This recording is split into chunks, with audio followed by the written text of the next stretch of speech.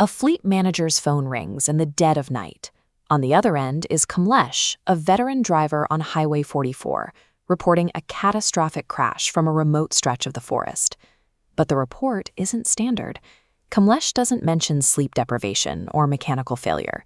He claims he was trapped, forced into an inescapable spatial loop on the open road. The manager responds with the cold logic of the logistics industry. To verify the damage and coordinate a recovery, he demands photographic evidence of the wreckage and the immediate surroundings. As the files upload, the manager swipes through a series of mundane, low-light images. He sees twisted steel, shattered truck glass, and the dark, empty highway. When he reaches the final photograph, he doesn't ask for more details. He instantly calls Kamlesh back with a single frantic command. Leave the truck, run, and whatever you do, do not look back. This is a psychological vacuum. For a professional fleet manager to abandon a multi-ton vehicle and prioritize a driver's flight over his company's assets, the visual evidence had to be undeniable. It had to be a threat that logic couldn't explain. To find the source of that terror, we have to look at the hours leading up to the crash. Kamlesh was fighting heavy exhaustion, navigating the unlit, forested corridor of Highway 44 alone. His headlights suddenly illuminate a figure standing motionless in the center of the lane, a woman in a white sari, isolated on the desolate highway. Kamlesh is caught in a standoff between professional protocol and local folklore. He knows the stories of entities with backward feet that hunt this stretch, but he also sees a person in apparent need. The woman approaches the truck, adopting the persona of a stranded mother desperate to reach her children. She shows him the blisters on her feet, using his own sense of pity to move past his skepticism. Kamlesh agrees to help, but he sets a physical boundary. He allows her to board the vehicle, but only in the open cargo area under the tarpaulin.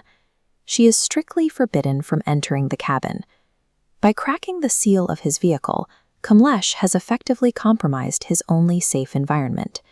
He has invited an unknown variable into a closed space, trading his isolation for the company of a stranger. The moment she boards, the truck changes. The engine struggles as if the cargo has suddenly tripled in weight, and the radio fails, emitting nothing but a rhythmic, aggressive static.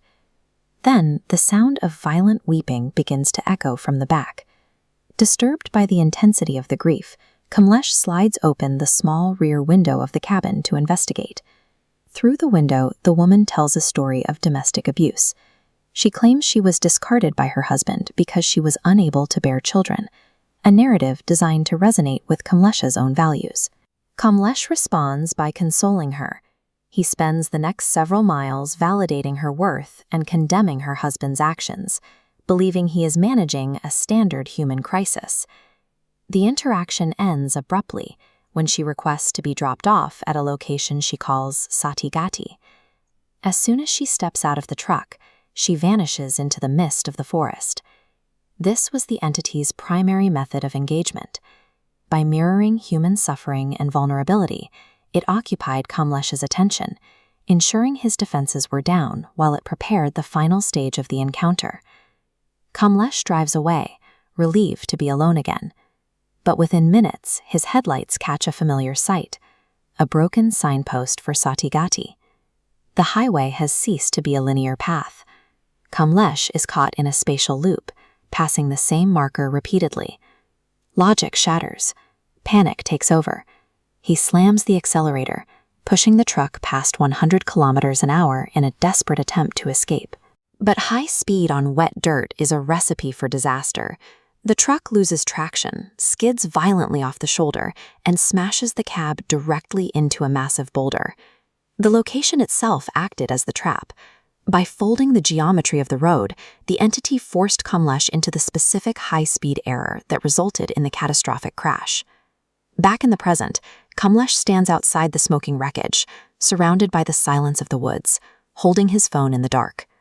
Miles away, the fleet manager is looking at the final photo Kamlesh sent, a wide shot of the crushed cabin. It provides the evidence Kamlesh didn't have. Sitting in the passenger seat of the twisted metal is the woman in the white sari. She is sitting perfectly upright, staring directly into the camera lens with a wide, unnatural grin. Kamlesh fled into the night, ignoring the pain of his injuries. He tried to flag down passing vehicles, but the drivers accelerated away, perhaps seeing the figure that was still following him from the wreck. Kamlesh survived, but he never returned to the highway. The photographic proof of that passenger seat was enough to end his long-haul driving career forever. The terror of Highway 44 suggests folklore isn't just stories, it's a record of reality. In the desolate dark, the person asking for help isn't always looking for a ride. Sometimes they're looking for a witness.